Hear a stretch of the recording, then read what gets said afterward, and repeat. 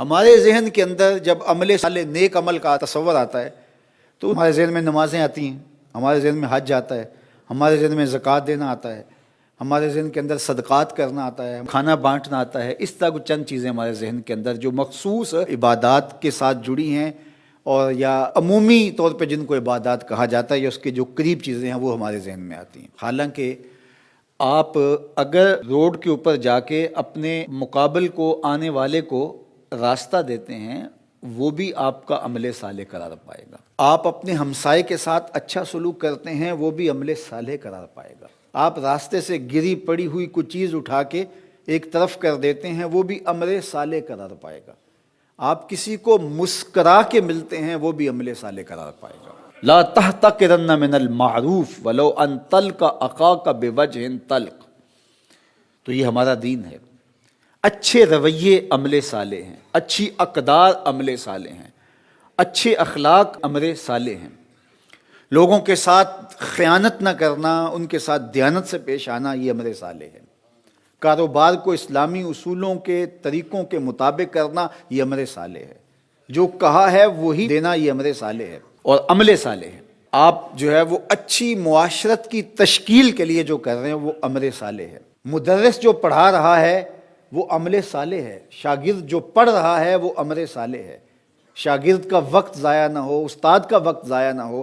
اگر شاگرد خیال رکھتا ہے یا استاد خیال رکھتا ہے تو وہ عمل صالح ہے۔ عمل صالح کا مفہوم بہت زیادہ وسیع ہے جس میں ہماری پوری معاشرت آتی ہے، اس لیے اس کو حسنات دنیا میں ہمارے مفسرین نے شمار کیا، جس سے انسانوں کو خوشی ہوتی ہے، انسانوں کو راحت پہنچتی ہے، انسانوں کو نفع پہنچتا ہے۔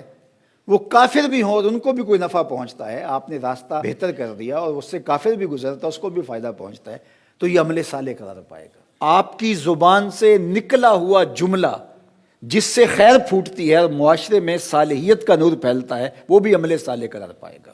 آپ اپنی گاڑی کو صحیح کرواتے ہیں اور اس کا دھواں ماحول کے اندر آلودگی کا سبب نہیں بنتا تو وہ عمل صالح کے زمرے میں آئے گا۔ اور اگر آپ کی گاڑی کے دھوئیں سے ماحول میں آلودگی پھیلتی ہے تو وہ عمل بد کے زمرے میں آئے گا۔ اور ہم سمجھتے ہیں یہ تو کوئی بری بات ہے ہی نہیں۔ راستے میں اگر کوئی آپ چھلکا پھینک دیتے ہیں اور اس سے کوئی بندہ نہیں بھی پھسلتا، کسی کا اتفاقاً پاؤں نہیں بھی آتا ہے، لیکن وہ عمل بد کہلائے گا۔ اور اگر راستے میں گری ہوئی کوئی چیز اٹھا کے آپ ایک طرف کر دیتے ہیں تو وہ عمل صالح قرار پائے گا۔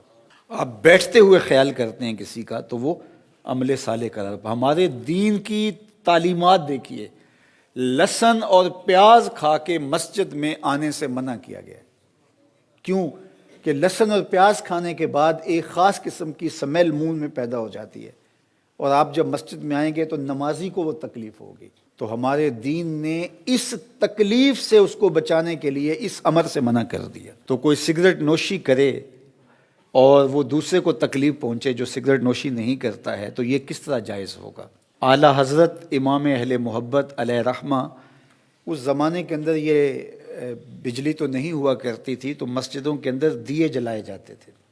پرانے لوگ جانتے ہوں گے سرسوں کا تیل ڈالا جاتا تھا، یہ مٹی کا تیل ان دیوں میں نہیں ڈالا جاتا چونکہ یہ بدبودار ہوتا ہے، مسجد میں جلائے جاتے تھے۔ اعلیٰ حضرت دیے کو جب جلانے کے لیے دیا سلائی کو روشن کرتے تو اس دیے کو مسجد سے باہر لے جاتے اور وہاں دیا سلائی سے اس کو جلاتے اور پھر مسجد میں لا کے رکھتے۔ کسی نے کہا کہ حضرت یہ کیا؟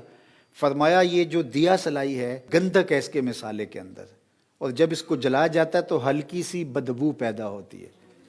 جس دین نے مسجد میں پیاز کھا کر آنے سے منع کیا ہے وہ دین اس کو بھی گوارا نہیں کرتا، لہٰذا یہ باہر جلے گی تاکہ بدبو باہر پھیلے اور پھر اس کو آگ لگ جائے گی تو اس کو میں اندر لے کے آؤں گا۔ یہ دین ہے ہمارا، کوئی دین سے ہٹ کے چیز نہیں کہ آپ کسی سے ہم کلام ہوتے ہیں اور آپ کے منہ سے سمیل آ رہی ہے، آپ نے مسواک نہیں کی ہے اور اس کو تکلیف ہو رہی ہے، مروتاً وہ آپ کو نہیں کہتا تو الگ بات ہے، لیکن یہ بدتمیزی ہے۔